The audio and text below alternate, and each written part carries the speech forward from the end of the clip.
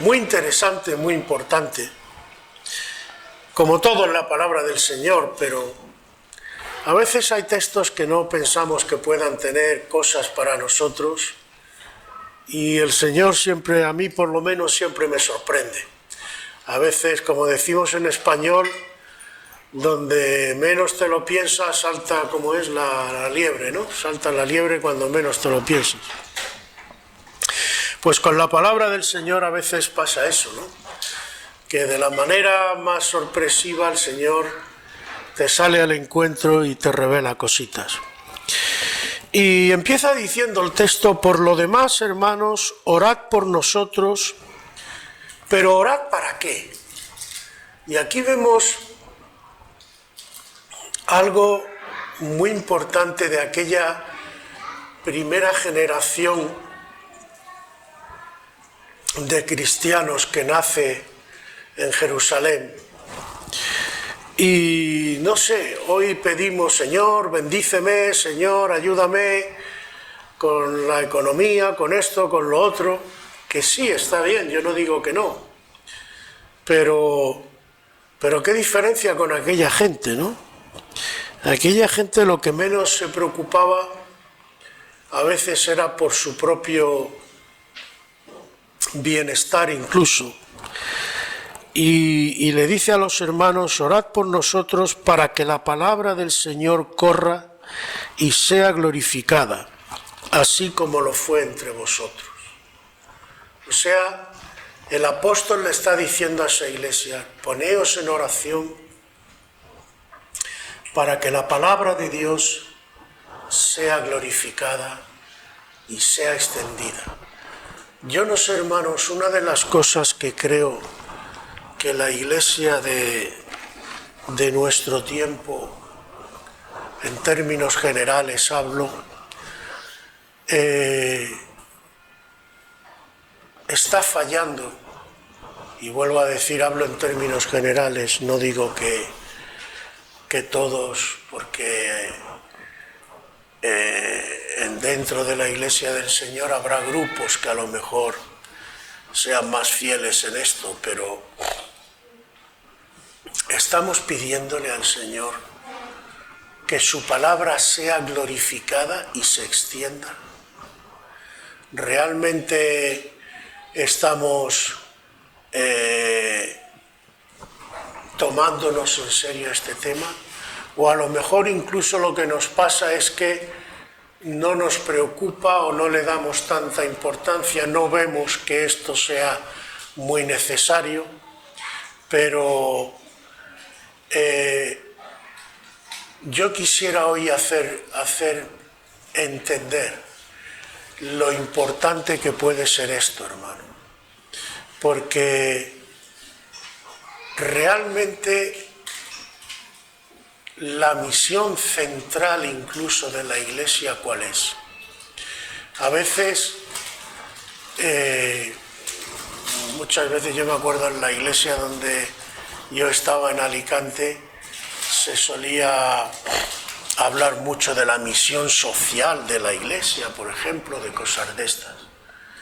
Y yo no digo que no sea importante, pero es la misión central simplemente, como por ejemplo se hace aquí con el banco de alimentos, facilitar de comer a la gente. Sí, eso evidentemente habrá que hacerlo, pero es lo central. ¿Cuál es la misión central de la iglesia? El Señor, la comisión que le encomienda a los apóstoles, lo podéis leer en Mateo al final, el 28 creo que es, si no recuerdo mal. El capítulo final, ¿qué le dice a los discípulos? Id y haced discípulos a todas las naciones. Eso es lo que el Señor le encomienda: haced discípulos. ¿Y qué es un discípulo? Pues el viernes curiosamente salió este tema también, porque hoy en día no se tienen claras muchas las cosas. De hecho, yo creo que por eso hay tantas confusiones también, porque se piensa que ser cristiano se puede ser solo cristiano de etiqueta. Y decir, bueno, yo soy cristiano. Bueno, ¿tú eres cristiano por qué? Ah, porque yo voy al culto, voy a la iglesia y escucho y paso un ratito y me reúno. Ah, bien, vale, bien. ¿Y qué más? No, de vez en cuando hago una oración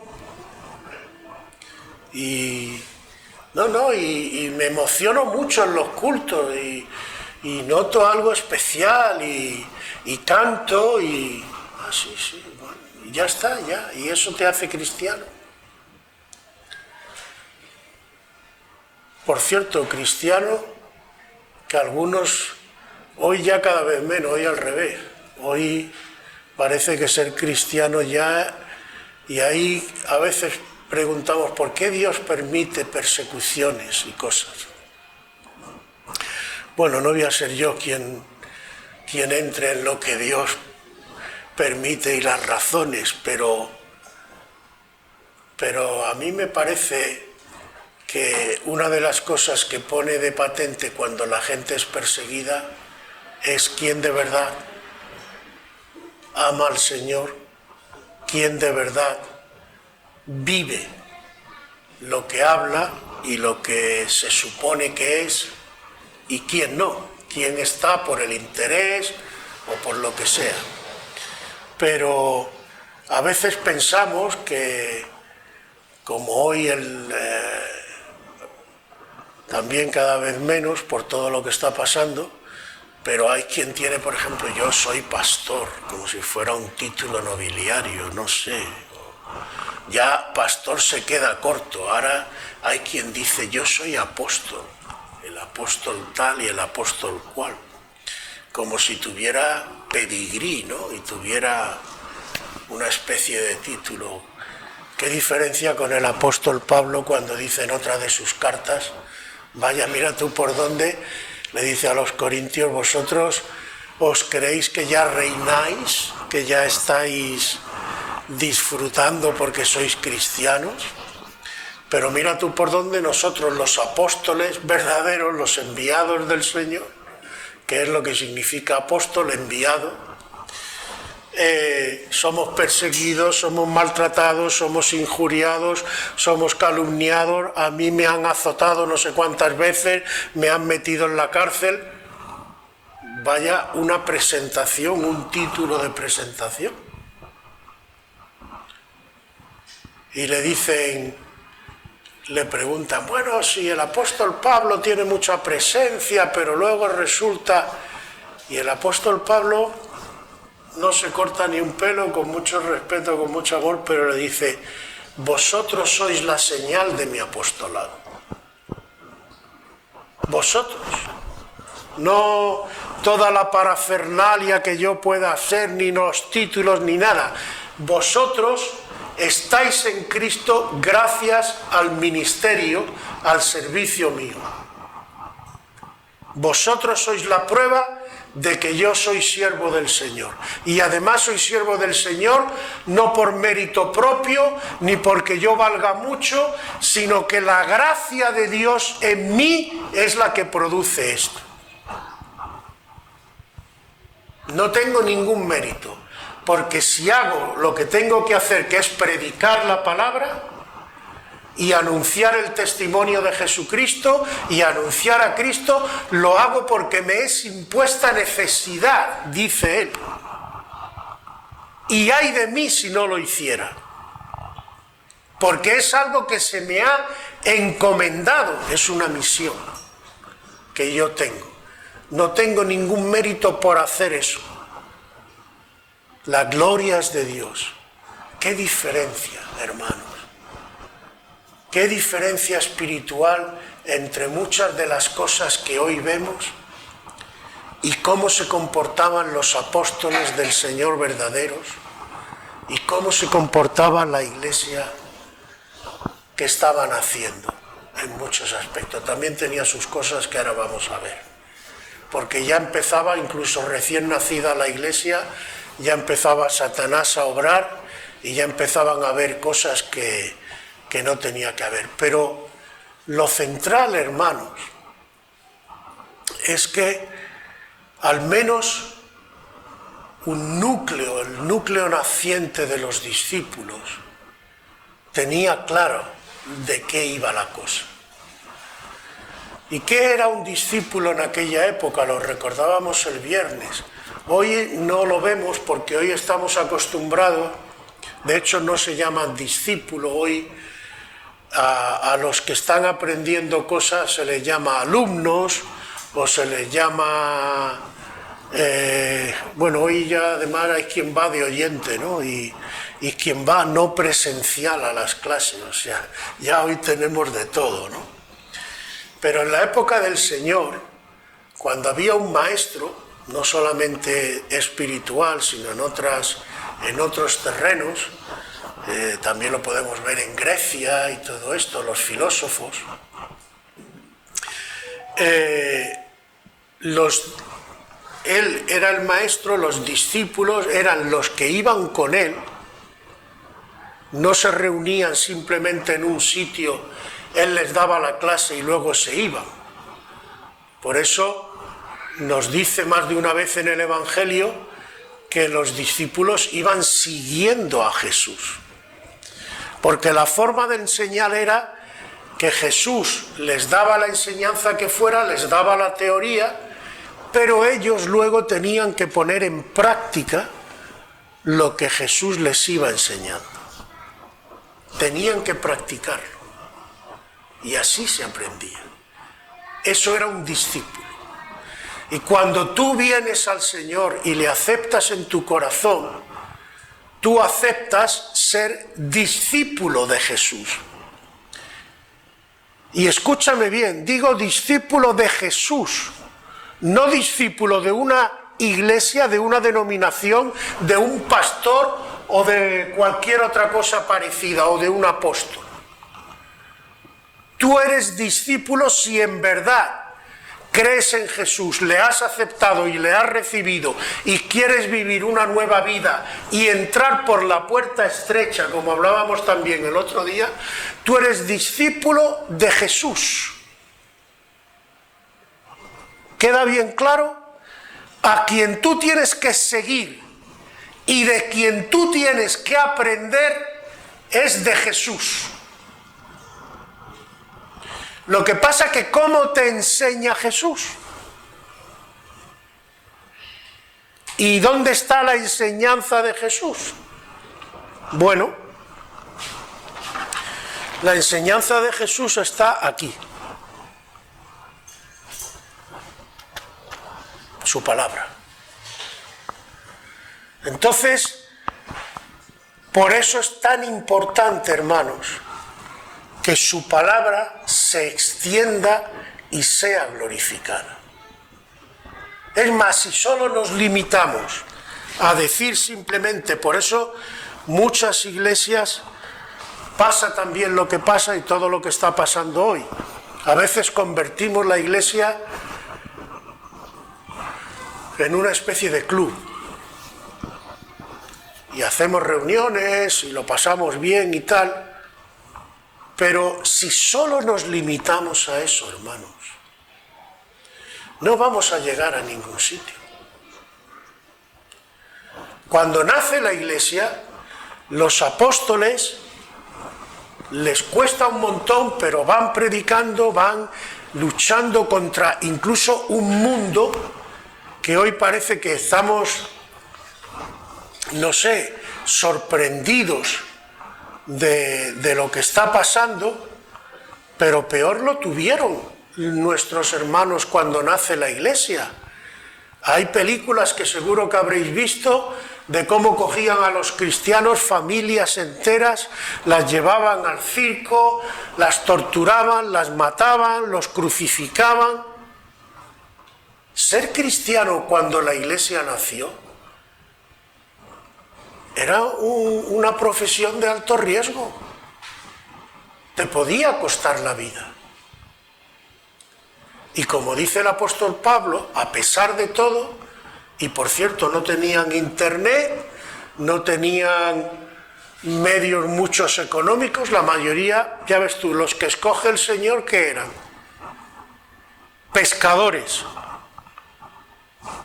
No creo que ninguno de ellos tuviera una señora mansión y una carroza muy bonita, tirada por caballos,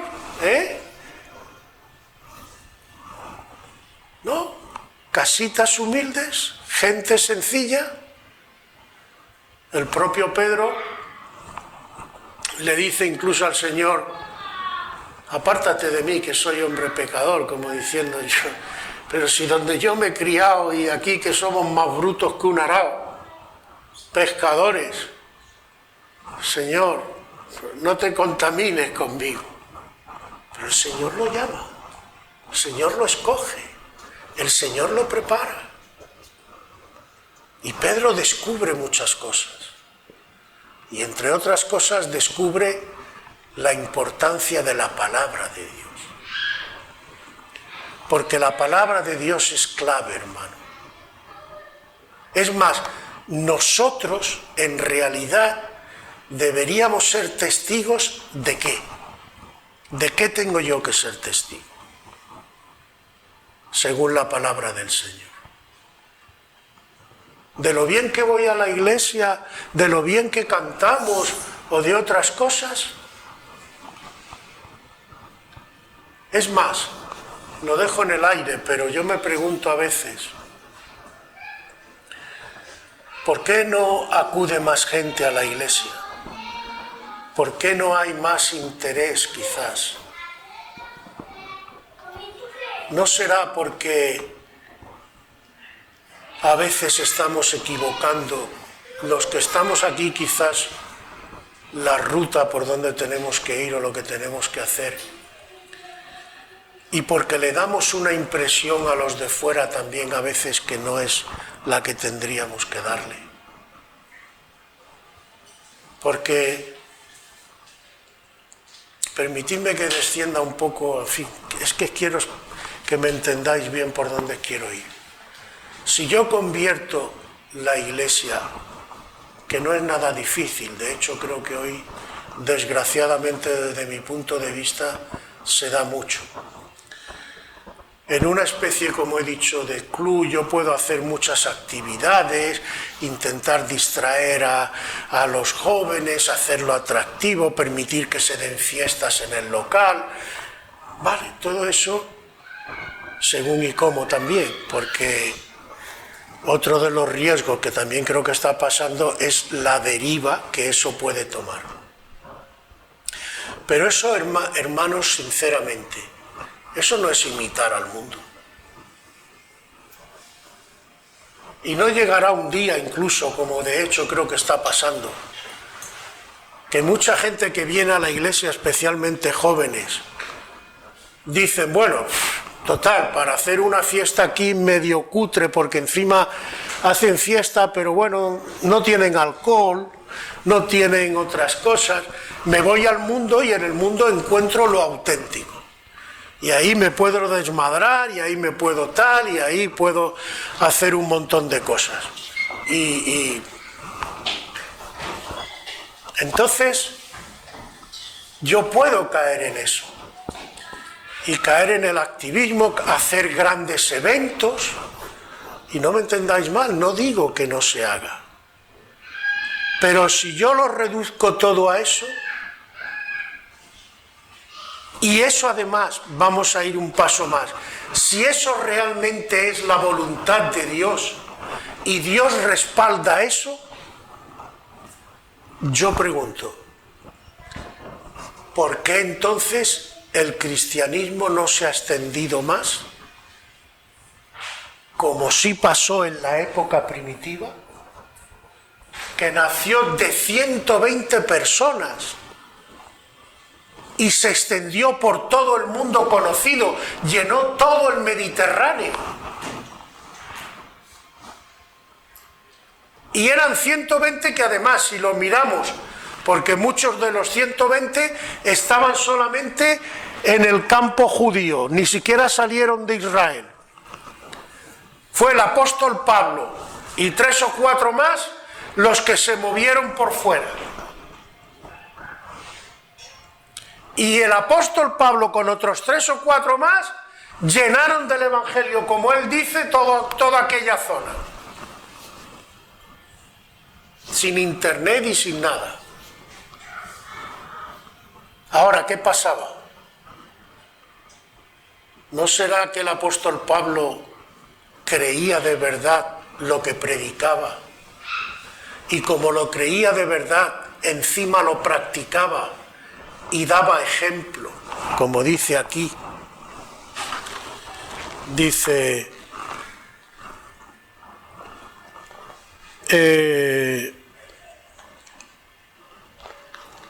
porque vosotros mismos sabéis de qué manera debéis imitarnos, pues nosotros no anduvimos desordenadamente entre vosotros, ni comimos de balde el pan de nadie, sino que trabajamos con afán y fatiga día y noche, para no ser gravosos a ninguno de vosotros. Es decir, nosotros os dimos ejemplo, vivimos de una manera que simplemente mirándonos vosotros podéis entender y podéis ver lo que es la palabra del Señor. Y os pido que oréis para que la palabra sea glorificada y la palabra se extienda. Hermanos, nuestra misión central es hacer discípulos, porque lo que Dios quiere es cambiar a las personas. No simplemente que tú llegues y seas un número más en una iglesia y que tú puedas decir yo soy cristiano de etiqueta, no. Porque eso no sirve para nada. Y para distraerte un rato, el mundo lo hace mejor que nosotros. Pero si tú lo que quieres es que la sociedad sea bendecida, que la sociedad vaya mejor, que la gente en lugar de estar como cada vez está más depresiva, violenta, irascible, no centrada, cada vez con más problemas, cada vez con más historia por todo lo que está pasando, que cada vez irá peor, si tú quieres que la gente esté mejor y sea bendecida, ¿qué le vas a dar? ¿Qué le vamos a dar? ¿Distracción? ¿Pandereta? ¿Montarle un show? ¿Tú crees que eso satisface? Sinceramente, tú mismo, incluso después de convertirte, tú vienes al culto, te lo pasas bien un rato, sales por la puerta y tú tendrás tus problemas. Tú tendrás tus anhelos de cosas. Tú te mirarás a ti mismo y dirás, bueno, ¿y por qué yo me veo así? ¿Y por qué no puedo estar mejor? ¿O por qué no tal? ¿O por qué no cual? Y tú simplemente con venir y hacer 4 cosas, ¿te encuentras mejor? Yo creo que no. Y la gente del mundo, el problema es que se mete en cosas, le pasan cosas como consecuencia de lo que hace y ni siquiera sabe por qué le pasan. Que es lo más triste. Hoy en día, por ejemplo, por poner un ejemplo que todos creo que me vais a entender, la gente no le da importancia, incluso se ríe y hasta se hacen películas del mundo espiritual.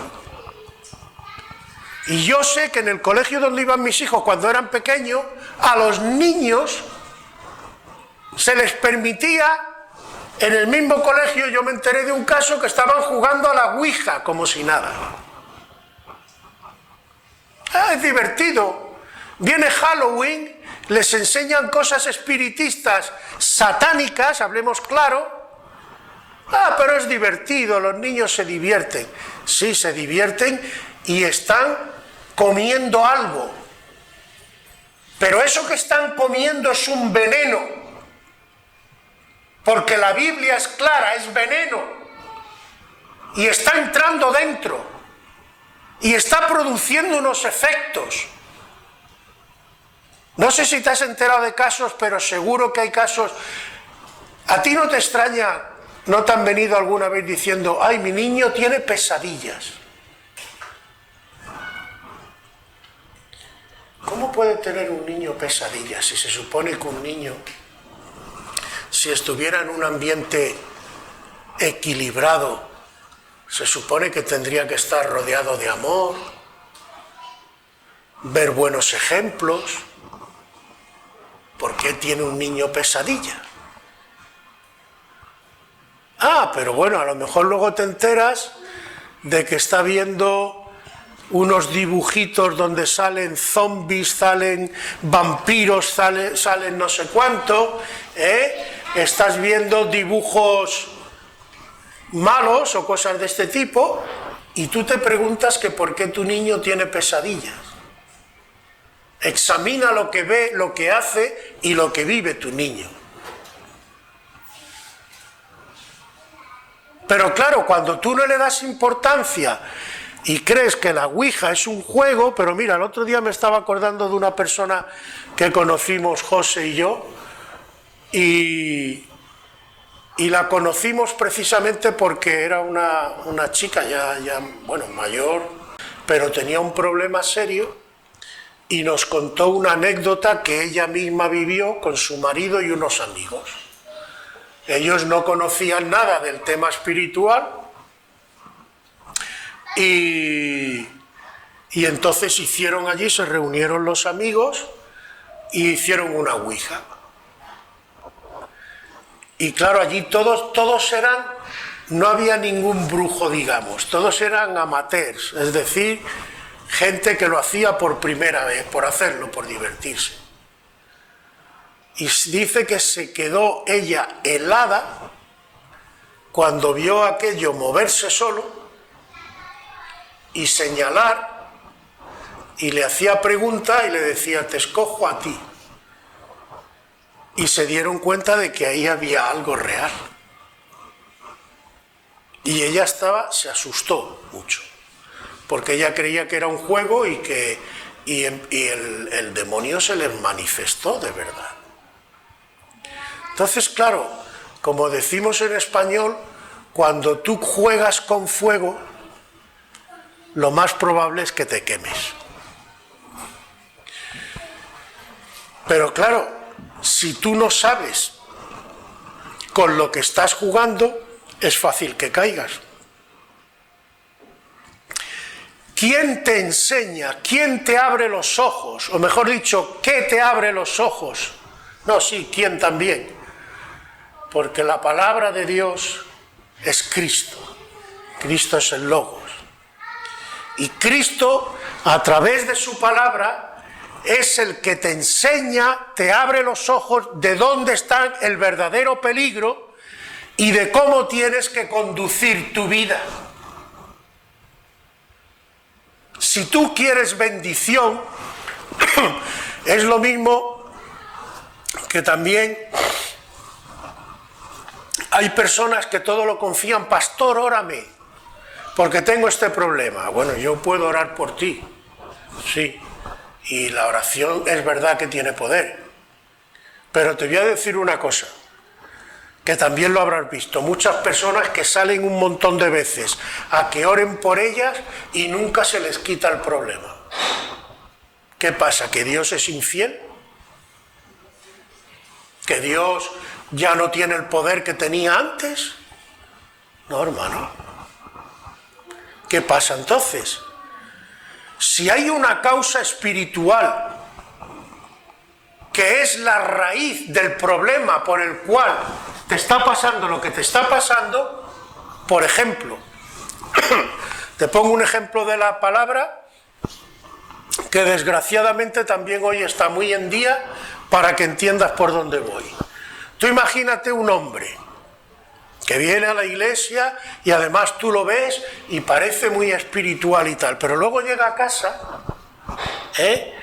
y a la mujer zaca, y a la mujer la humilla, y a la mujer la trata con la punta del pie, por ejemplo.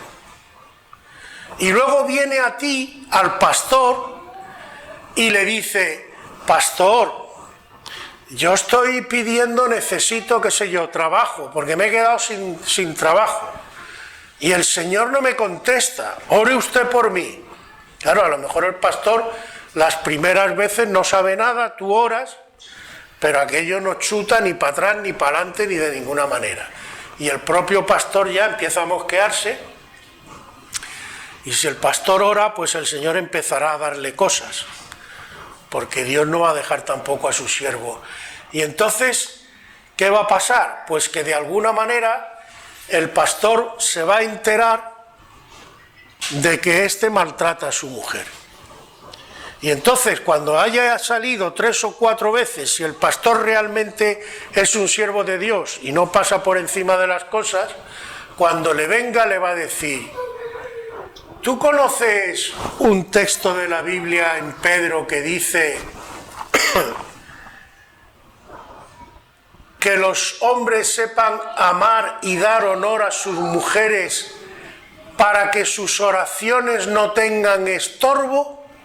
¿Lo conoces o no lo conoces? Porque si no lo conoces, ya te lo he dicho yo. Y si lo conoces, no espere que Dios te responda ninguna oración mientras tú sigas maltratando a tu mujer. ¿Por qué? Porque la palabra de Dios enseña de qué manera tú tienes que tratar a tu mujer. Porque en esta vida, hermano, el enseñar la palabra no solamente es para la gloria de Dios. El enseñar la palabra, que la palabra sea glorificada, que la palabra sea respetada y que la palabra sea puesta en marcha en nuestras vidas, es para cambiarnos, porque lo único que cambia a la sociedad para mejor es la palabra de Dios. Y si la palabra no está en nuestras vidas, ya puedes hacer las oraciones que quieras, ya puedes venir al culto las veces que quieras, ya puedes cantar lo que quieras.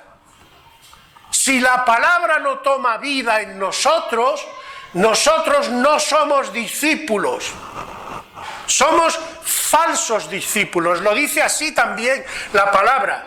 ¿Qué dice el Evangelio de Juan? En boca de Jesús: si vosotros permanecéis en mí y en mi palabra, permanecer es no estar un momento, sino toda tu vida estando en la palabra de Dios. Dejando que la palabra de Dios tome el control, tome la acción en tu vida, se haga vida en ti, se haga la norma por la que tú te riges. Eso cambia las sociedades. ¿Qué pasó con el Imperio Romano? Más cristianos perseguían, como estos no paraban de anunciar la palabra y el Espíritu les respaldaba y tocaba los corazones y ellos le enseñaban a la gente: tú quieres un cambio, tú quieres mejor vida, pon la palabra en marcha. Deja que la palabra obre. Y eso cambió la sociedad. Tanto la cambió que el enemigo le dio la vuelta. Dice: ya no voy a trabajar desde fuera. Ahora no voy a trabajar persiguiendo cristianos. Ahora me voy a meter dentro.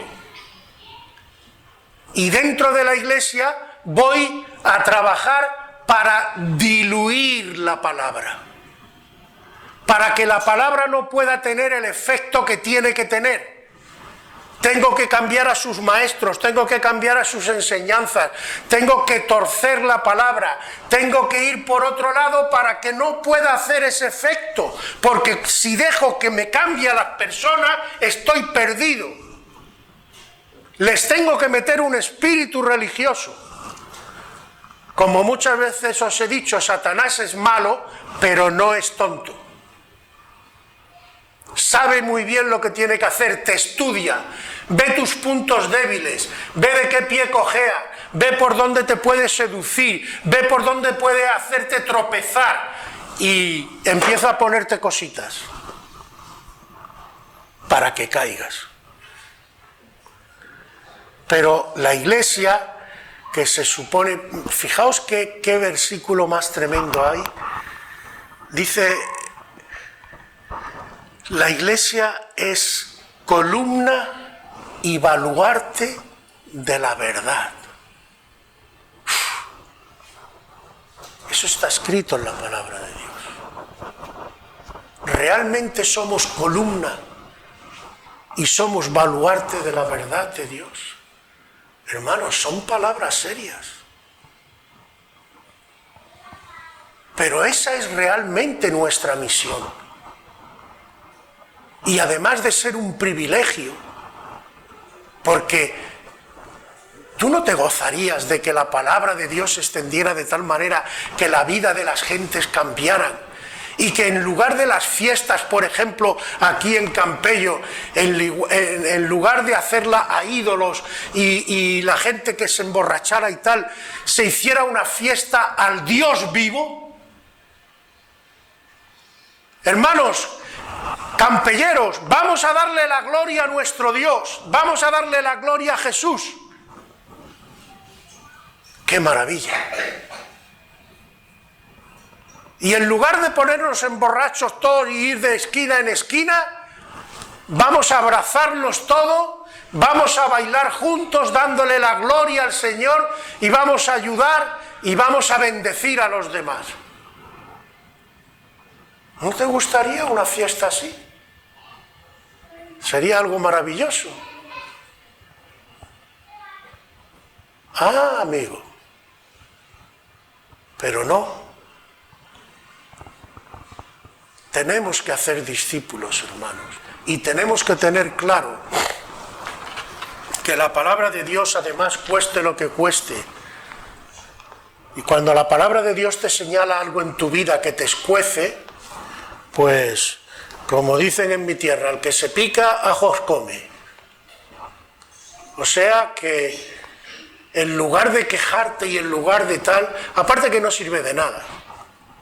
El Señor le dice, creo que es a Jeremías, que una vez me lo sacó a mí el Señor, a mí particularmente, que ellos se conviertan a ti y tú no te conviertas a ellos. Porque si tú cedes y te dejas llevar por el mundo se pierde y tú con el mundo. Pero con la palabra de Dios no hay quien pueda. Hay mucha gente que se rebela. Hay mucha gente, lo que tú me estás diciendo no me gusta. Lo que tú me estás señalando, eso no puede ser y tal. Tú di lo que quieras. La realidad, la verdad y el testimonio de Dios te va a hacer ver por dónde van las cosas. Y al final la gente se va a tener que dar cuenta, le guste o no. De hecho está escrito, toda rodilla se doblará delante del Señor. La única diferencia es que los cristianos vamos a doblar la rodilla voluntariamente y los que rechazan al Señor la van a tener que doblar obligado. Es decir, van a tener que reconocer, aunque no quieran, que Jesús es el Señor. Pero ya no solo eso, hermanos, eso es casi lo de menos. No puede haber una sociedad, de hecho, ¿por qué está la sociedad? Seamos sinceros, ¿por qué va cada vez peor las cosas? Incluso las sociedades occidentales, porque bueno, que vaya mal por ahí en Oriente y tal, que lo que conoce son otras cosas, pero a mí por lo menos lo que más tristeza me da es ver países, ver hoy por ejemplo Alemania, el propio Estados Unidos, y eso que es uno de los últimos bastiones que quedan del Evangelio. Pero Estados Unidos no está como estaba antes. Alemania, cuna de la Reforma. Y ves hoy cómo está Alemania. Países del norte de Europa que eran en algunos casos hasta ejemplo de muchas cosas. Suiza, que yo la he visto. Yo he visto en Suiza, en Ginebra, en una esquina, en plena calle, yo he visto allí es que era muy raro, era un poste con una bandejita, como una casita de perro, y tenían los periódicos y la bandeja al aire libre llena de monedas. Y la gente iba, cogía su periódico y ponía su moneda. Y nadie se llevaba nada. Hoy no lo ves. Y se dejaban las botellas de leche. Yo me acuerdo de las películas de los años 60 mismo, si veis alguna, también en Estados Unidos, veréis el periódico y la botella de leche en la puerta de la casa. Y nadie se la llevaba. No sé si hoy lo habrá o no lo habrá. Pero eso os da a entender cómo ha cambiado la cosa. ¿Por qué? Porque la gente había sido enseñada, educada en respetar a los demás, en amar a los demás. Y había otra sociedad. ¿Hoy qué pasa? Que hoy reina el egoísmo. Y yo, si puedo, te piso el cuello, aunque sea mi hermano incluso. ¿Cuántas familias deshechas? Hombres, mujeres, hermanos. La guerra de sexo que hay hoy, que no tiene ningún sentido a los ojos de Dios. Es más, es lo más lejos que hay de la voluntad de Dios. Dios creó al hombre y a la mujer para que fueran compañeros, se amaran, se respetaran y trabajaran juntos, y nosotros hemos convertido lo que Dios creó en una pantomima que no hay por dónde cogerlo.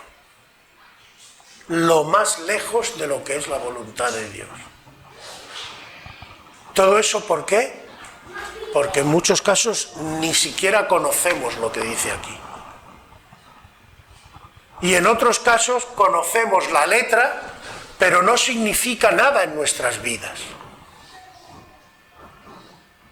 Y si no significa nada, yo no puedo dar de lo que no tengo.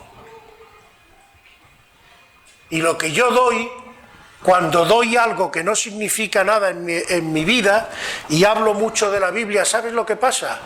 Que nos convertimos en fariseos. Sí, somos fariseos.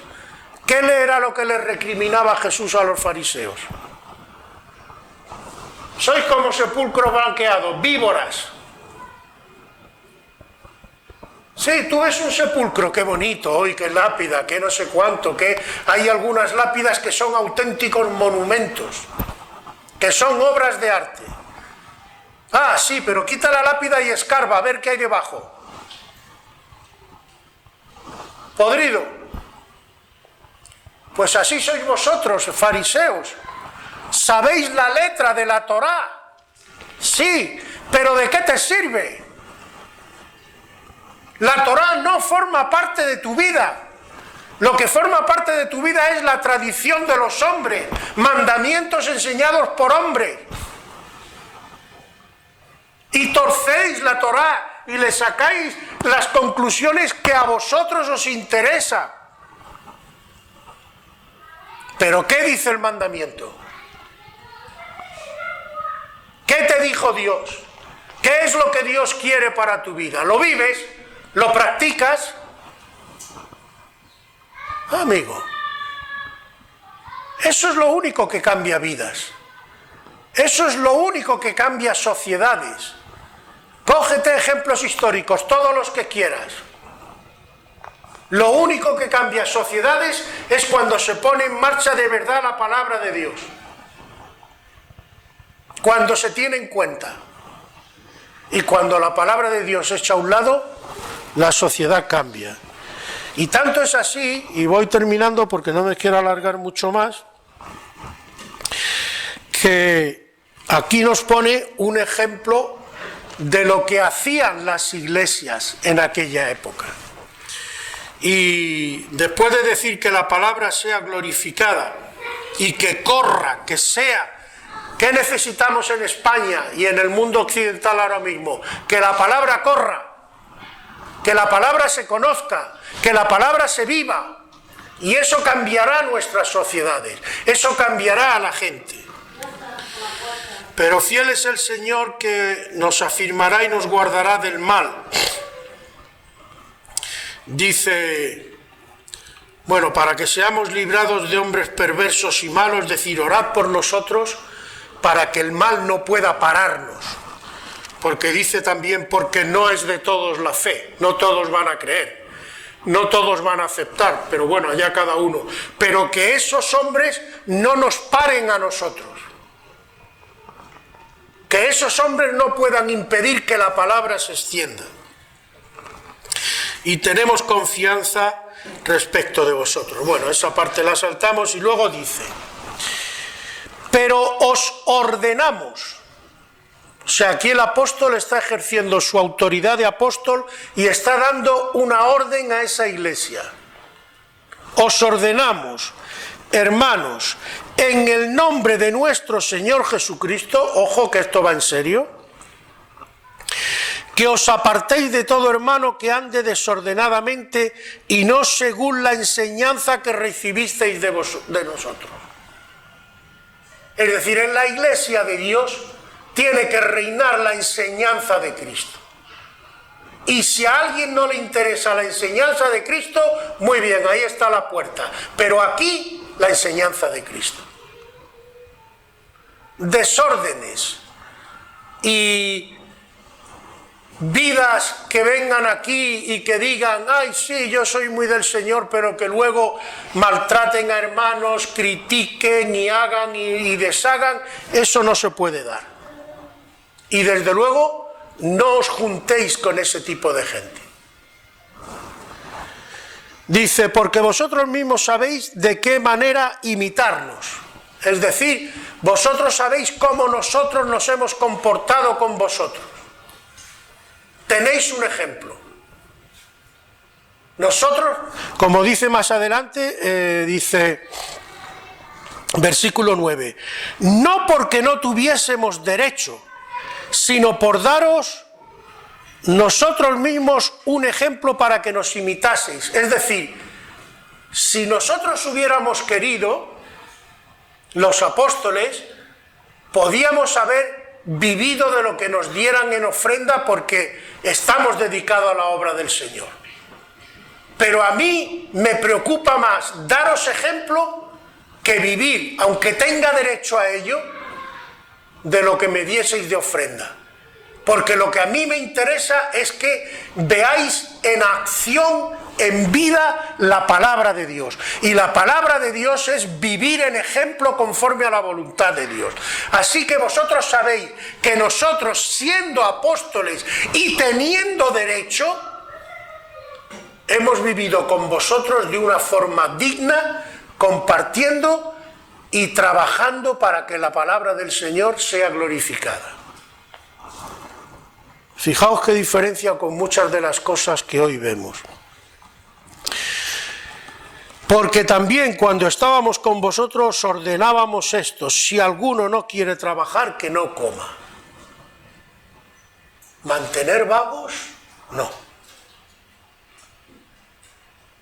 Todo cristiano tiene que saber que, como el Señor dice en otro sitio, esfuérzate y sé valiente.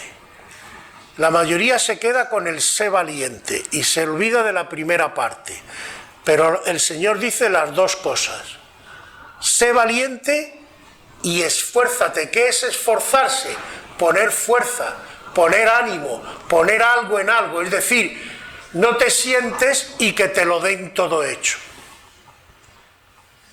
Es más, yo creo que lo primero que todo verdadero cristiano tendría que preguntarse cuando emprende el camino del Señor es, ¿qué puedo hacer?